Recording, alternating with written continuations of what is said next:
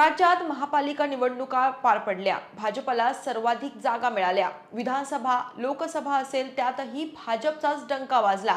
अहो, महाराष्ट्रच कशाला, भारताचा काही दक्षिण भाग सोडला तर संपूर्ण भारतात आज भाजपची लहर पाहायला मिळतेय। सगळं कसं भाजपमय झालंय। हेच कमी होतं म्हणून की काय, आता बांगलादेशमध्ये सुद्धा भाजपचा विजय झालाय। राष्ट्रीय असलेला हा भाजप पक्ष आता आंतरराष्ट्रीय झालाय की काय, अशा चर्चा सध्या सगळीकडे सुरू आहेत। हिंदूंचा छळ ज्या देशात केला जातोय तिथं भाजप सारखा स्वतःला कट्टर हिंदू म्हणून संबोधित करणारा पक्ष खरंच निवडून आलाय का? त्यासोबतच बांगलादेशमध्ये पार पडलेल्या निवडणुकीच्या महत्त्वाच्या काही मुद्द्यांवर आपण या व्हिडिओतून चर्चा करणार आहोत।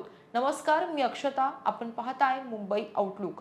सरकार कोसळलं, राजकीय अस्थिरता आली, शेख हसीना देश सोडून पळून गेल्या, जेनझीजनं आंदोलनं केली, हे सगळं गेल्या 1.5-2 वर्षांपासून बांगलादेशमध्ये घडलं। मात्र अखेर बांगलादेशमध्ये 13वी लोकसभेची निवडणूक पार पडली आहे। 13 फेब्रुवारी रोजी लागलेल्या निकालात बांगलादेश नॅशनलिस्ट पार्टी म्हणजेच BNP या पक्षानं मोठा विजय मिळवला। BNPच्या नेतृत्वाखालील आघाडीला तब्बल 212 जागा मिळाल्या।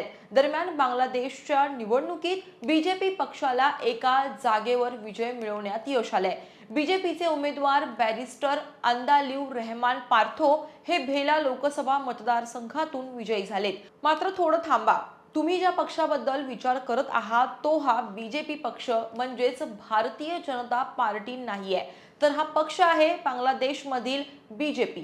या पक्षाचा फुल फॉर्म बांगलादेश जातीय पक्ष असा असून इंग्रजीमध्ये याचा अर्थ शॉर्ट फॉर्म BJP असा होतो। या निवडणुकीमध्ये BJP हा बांगलादेश नॅशनलिस्ट पार्टी BNPचा मित्र पक्ष होता। BJP बांगलादेश जातीय पार्टीनं एक जागा जिंकत आपलं खातं उघडलंय। बांगलादेशमध्ये हिंदूंवर होणाऱ्या हल्ल्यांच्या सगळ्या सीमा ओलांडल्या गेल्या, तर दुसरीकडे मात्र देशाच्या ढाका मतदारसंघातून गयेश्वर चंद्र रॉय या हिंदू उमेदवारानं विजय मिळवला।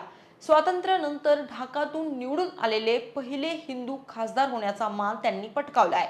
गयेश्वर चंद्र रॉय यांनी BNPच्या तिकिटावर ही निवडणूक लढवून जमात-ए-इस्लामीचे उमेदवार शाहीनूर इस्लामचा पराभव केला। काही मीडिया रिपोर्ट्सनुसार गयेश्वर चंद्र रॉय यांना या निवडणुकीमध्ये तब्बल 98,785 मते मिळालेली आहेत। या निवडणुकीत दुसरी चर्चा झाली ती म्हणजे BNP पक्षाचे तारिक रहमान यांची। 17 वर्षांपूर्वी रहमान यांनी देश सोडला होता। काही महिन्यांपूर्वीच ते देशात परतले, निवडणूक लढवली आणि BNPला सगळ्यात जास्त जागा मिळवून दिल्या। म्हणूनच त्यांच्या या कमबॅकची जोरदार चर्चा होतीये। 2008 मध्ये तारिक रहमान हे बांगलादेश सोडून लंडनला पळून गेले होते। शेख हसीना सरकारनं त्यांच्या विरुद्ध तब्बल 80हून अधिक खटले दाखल केलेले। त्यांना 17 वर्षांच्या तुरुंगवासासह विविध प्रकरणांमध्ये जन्मठेपेची शिक्षा सुनावण्यात आली होती। मात्र लंडनमध्ये असून ते आपल्या पक्षाचं कामकाज सांभाळत राहिले। निवडणुकीपूर्वी त्यांचे परतणे BNPसाठी एक मोठे राजकीय बळकटी ठरले। तारिक रहमान 2018 पासून पक्षाचे कार्यवाहक अध्यक्ष होते। बेगम खालिदा झिया यांच्या निधनानंतर 9 जानेवारी 2026 रोजी त्यांची पक्षाच्या अध्यक्षपदी नियुक्ती करण्यात आली। तारिक रहमान यांच्या आई खालिदा झिया या देशाच्या पहिल्या महिला पंतप्रधान होत्या। आता 35 वर्षांनंतर पहिल्यांदा तारिक रहमान हे बांगलादेशचे पुरुष पंतप्रधान होणार अशी चर्चा सर्वत्र पसरली आहे।